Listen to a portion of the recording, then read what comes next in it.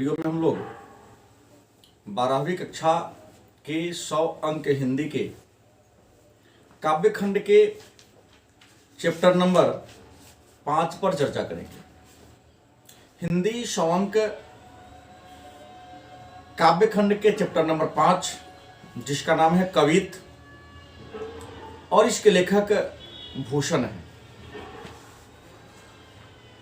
कविता को प्रारंभ करने से पहले हम लोग कवित शीर्षक पाठ के लेखक भूषण के बारे में चर्चा करेंगे। आइए जानते हैं कि भूषण कौन थे। भूषण का परिचय दे। आपका उत्तर होगा भूषण हिंदी साहित्य की रीतिकालीन काव्य धारा के एक महान कवि हैं। भूषण हिंदी साहित्य के रीतिकालीन काव्य धारा के एक महान कवि हैं। इनका जन्म 1613 ईस्वी में उत्तर प्रदेश के कानपुर जिला के तिकवापुर नामक गांव में हुआ था। इनके पिता का नाम रत्नाकर त्रिपाठी और रीतिकाल के जो अन्य प्रतिष्ठित कवि थे जैसे चिंतामणि त्रिपाठी और मतीराम, ये भूषण के भाई थे।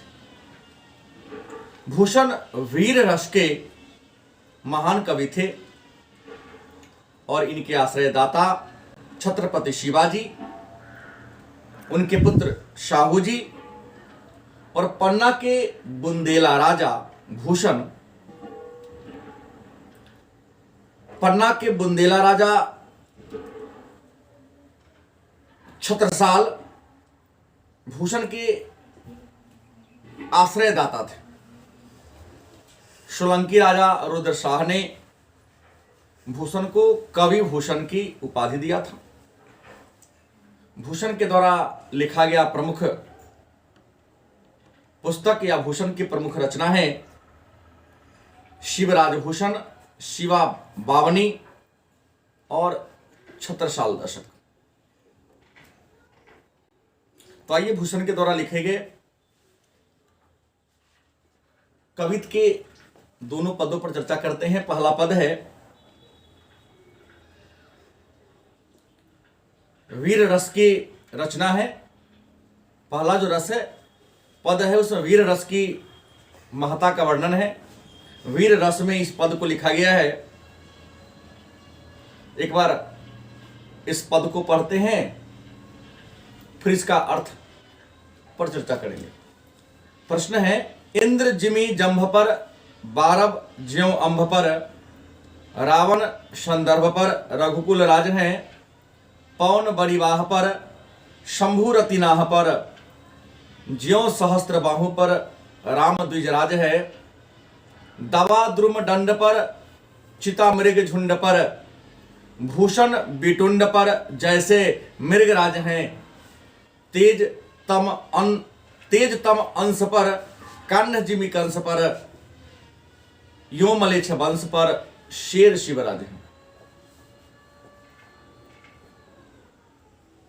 ये जो पद हैं भूषण के द्वारा रचित पद है।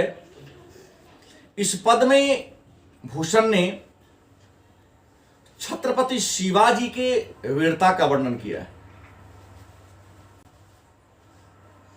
पद को लिखने से पहले आपको लिखना पड़ेगा प्रस्तुत पंक्ति या प्रस्तुत पद हमारे हिंदी साहित्य के पाठ्य पुस्तक के दिगंत भाग 2 के कवित शीर्षक पाठ से लिया गया है, जिसके लेखक महाकवि भूषण है। भूषण ने इस पद में छत्रपति शिवाजी के वीरता का बखान किया है और वीरता का बखान करते हुए गुणगान करते हुए लिखा है कि जिस प्रकार इंद्र का यम पर अधिपत्य है, इंद्र जिमी जंभ पर बारब ज्यों अंभ पर, मतलब जिस प्रकार इंद्र का यम पर अधिकार है, जैसे बरवाग्नि सागर के जल को तहस नहस कर देती है, ठीक उसी प्रकार रघुकुल के राजा श्री रामचंद्र घमंडी रावण पर राज किया। भूषण कहते हैं कि जिस प्रकार पवन बादलों को तितर बितर कर देती है, जिस प्रकार भगवान शिव ने कामदेव पर आधिपत्य जमा लिया है, जिस प्रकार सहस्त्राबाहु पर परशुराम ने विजय पा लिया, जिस प्रकार दावाग्नि जंगल के वृक्ष को जला देती है, जिस प्रकार चिता मृग के झुंड को तितर बितर कर देती है, उसी प्रकार हाथी पर सवार छत्रपति शिवाजी मृगराज के समान सुशोभित है।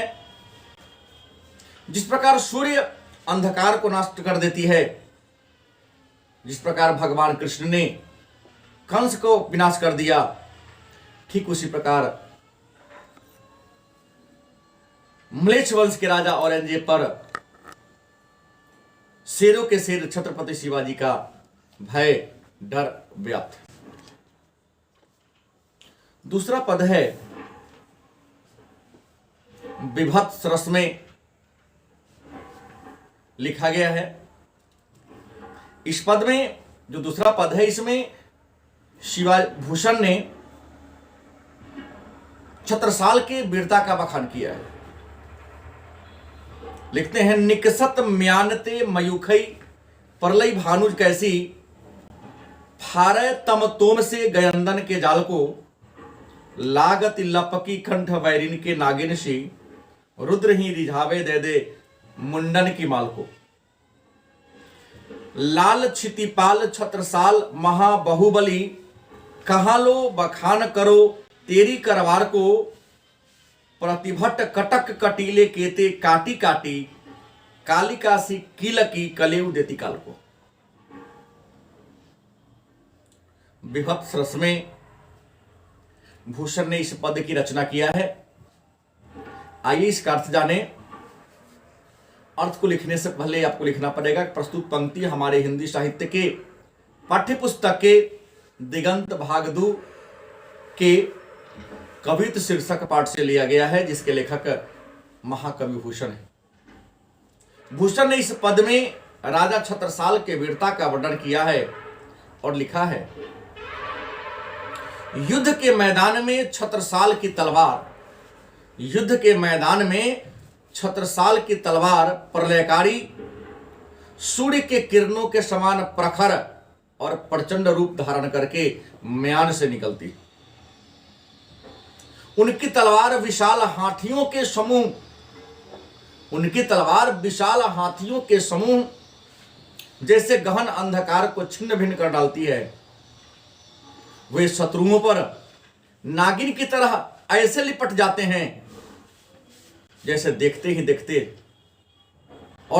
देखते शत्रुओं के, दुश्मनों के शीश का ढेर लगा देते। कभी कहते हैं, हे बलिष्ठ, हे विशाल भुजाओं वाले महाराज छत्रसाल, मैं आपके तलवार का गुणगान कहां तक करूं।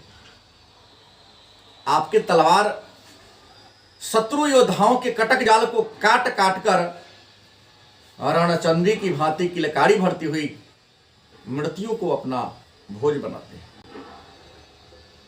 तो ये 2 पद था। पहला पद वीररस, दूसरा विभत्स रस में लिखा गया है।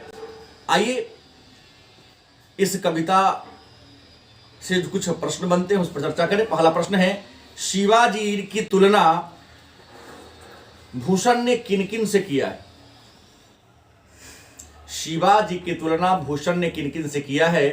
आपका उत्तर होगा, भूषण ने शिवाजी की तुलना इंद्र से, वरवाग्नि से, रघुकुल राजा श्री राम से, पवन से, भगवान शिव से, परशुराम से, मृगराज से, तेज प्रकाश से और भगवान कृष्ण से किया है। अगला पद है, शिवाजी ने भूषण की तुलना मृगराज से क्यों की है? शिवाजी ने भूषण की तुलना मृगराज से क्यों की है? आपका उत्तर होगा, शिवाजी ने भूषण ने शिवाजी की तुलना मृगराज से इसलिए किया है क्योंकि मृगराज जंगल का राजा होता है, उसका स्थान दूसरा कोई नहीं ले सकता। गजराज विशाल जीव हैं, उसमें बहुत ज्यादा शक्ति है, लेकिन फिर भी वह मृगराज के हाथ मारा जाता है। मृग समूह बनाकर चलते हैं, झुंड बनाकर चलते हैं, लेकिन मृगराज अकेला ही उस मृग के झुंड को तहस नहस छिन्न भिन्न कर देती हैं। उसी तरह शिवाजी महाराज अकेला ही अपने विशाल शत्रुओं के झुंड पर भारी पड़ते हैं। इसलिए भूषण ने शिवाजी की तुलना मृगराज से किया। अगला प्रश्न है, छत्रसाल की तलवार कैसी है, वर्णन कीजिए। छत्रसाल की तलवार कैसी है, वर्णन कीजिए। आपका उत्तर होगा, छत्रसाल की तलवार तेज धार वाली, चमचमाती सूर्य के प्रलयकारी किरण के समान है। छत्रसाल की तलवार तेज धार वाली, चमचमाती सूर्य के प्रलयकारी किरण के समान है। जब वह अपने म्यान से निकलती है तो शत्रुओं के झुंड को तहस नहस कर देती है। कवि कहते हैं कि जिस प्रकार सूर्य के किरण निकलने से अंधकार दूर हो जाती है, उसी प्रकार जब छत्रसाल की तलवार निकलती है तो अपने शत्रुओं पर नागिन की तरह ऐसे लिपट जाती है कि देखते ही देखते मुंडों को धड़ से अलग कर देती। अगला प्रश्न है, लागति लपकी कंठ वैरिन के नागिन सी, लागति लपकी कंठ वैरिन के नागिन सी, रुद्र ही रिझावे दे दे मुंडन के माल को, अर्थ स्पष्ट करें। आपका उत्तर होगा, इस पद में भूषण ने छत्रसाल के तलवार की प्रशंसा करते हुए लिखा है कि छत्रसाल की तलवार शत्रु के गले में तेज गति से नागिन के समान लिपट जाती है और देखते ही देखते उसको सिर को धड़ से अलग कर देती है। उसका सिर इस प्रकार विच्छेदित प्रतीत होता है मानो भगवान रुद्र को मुंडों की माला चढ़ा चढ़ाकर रिझाने का, मनाने का प्रयास किया जा रहा। अगला प्रश्न है, प्रतिभर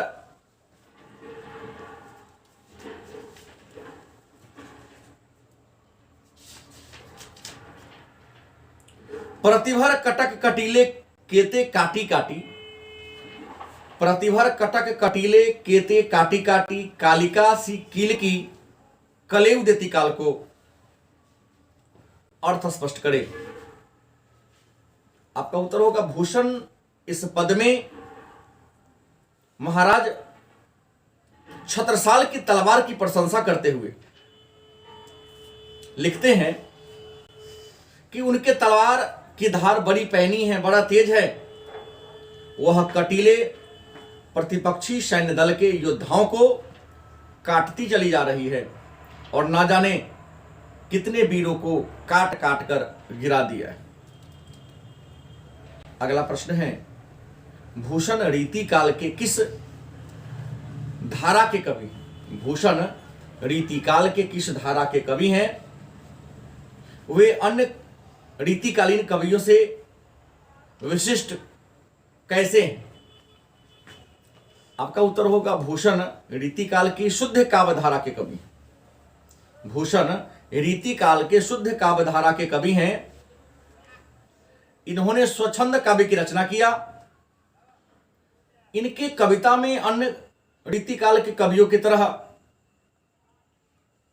श्रृंगार रस और आचार्यत्व का वर्णन नहीं है, बल्कि यह एक राष्ट्रभक्त कवि थे। इन्होंने स्वयं को कविता के माध्यम से राष्ट्रभक्त सिद्ध किया है।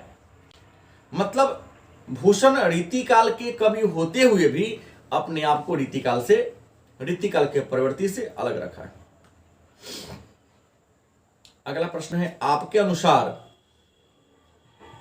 भूषण के दोनों पदों में से कौन सा पद ज्यादा प्रभावी है और क्यों? आप लिखेंगे मेरे अनुसार भूषण के दोनों ही पद प्रभावी हैं। मेरे अनुसार भूषण के दोनों ही पद ज्यादा प्रभावी है, क्योंकि भूषण ने अपने पहले पद में छत्रपति शिवाजी के वीरता का, उनके पराक्रम का वर्णन किया और शिवाजी भी महान थे। और दूसरे पद में इन्होंने महाराज छत्रसाल के तलवार का गुणगान किया है। और छत्रसाल भी बड़े वीर योद्धा थे। लेकिन यदि तुलनात्मक दृष्टिकोण से देखा जाए कि छत्रसाल में और शिवाजी में महान कौन थे, तो कहना बड़ा मुश्किल काम है। यह निर्भर करता है लोगों के नजरिया पर, कि व्याख्या करने वाले की नजर में शिवाजी महान है या छत्रसाल महान है। लेकिन मेरे विचार में दोनों ही महान थे। कौन कितना ज्यादा कहना मुश्किल है। अगला प्रश्न है, प्रथम छंद में कौन सा रस है और उसका स्थायी भाव क्या है? आपका उत्तर होगा प्रथम छंद में वीर रस है और उसका स्थायी भाव उत्साह है। अगला पद है, प्रश्न है, प्रथम छंद का काव्य गुण क्या है? आपका उत्तर होगा प्रथम छंद का काव्य गुण ओज है। प्रथम छंद का काव्य गुण ओज है। अगला प्रश्न है, दूसरे छंद में किस रस की अभिव्यंजना हुई है? दूसरे छंद में किस रस की अभिव्यंजना हुई है? आपका उत्तर होगा दूसरे पद में विभत्स, दूसरे पद में विभत्स रस की अभिव्यंजना हुई है और इसका स्थायी भाव भयानक है। अगला प्रश्न है, प्रथम छंद में किन किन अलंकारों का प्रयोग हुआ है? आपका उत्तर होगा प्रथम छंद में अनुप्रास, उपमा, रूपक, उत्प्रेक्षा अलंकारों का प्रयोग हुआ। और अंतिम प्रश्न है, लागती लपकी कंठ बैरिन के नागिन सी, लागती लपकी कंठ बैरिन के नागिन सी, इसमें कौन सा अलंकार है? तो लागती लपकी इस शब्द में अनुप्रास अलंकार है। लागती लपकी इसमें अनुप्रास अलंकार है, जबकि नागिन सी इसमें उपमा अलंकार है। तो ये रहा कवित के दोनों पद और उसका प्रश्नोत्तर। अगले क्लास में पुनः हम लोग अगले कविता को लेकर आएंगे। तब तक के लिए धन्यवाद।